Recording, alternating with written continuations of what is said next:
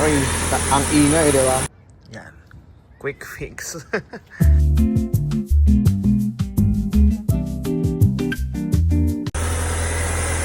Okay, ang ingay, di ba?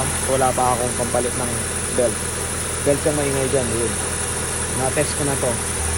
So tara, gagawin ko muna yung quick fix dyan. Let's go. Ganito lang ang quick fix dyan. Yan.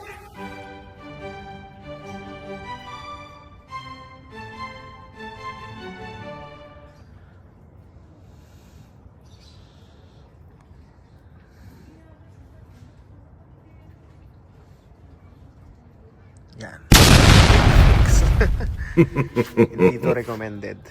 Nilagyan ko lang ng steering fluid kasi sira na din yung belt na yan. So wala pa yung binili ko. Quick fix lang yan para walang maingay. Try natin i-on. Quick fix.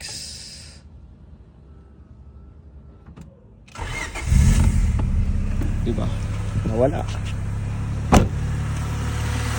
Nawala yung ingay. Yan yung quick fix.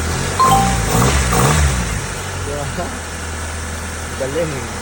Pansamantala lang yan. Kasi wala pa yung belt na binili ko para hindi maingay. Pero kapag natuyo yan, iingay ulit.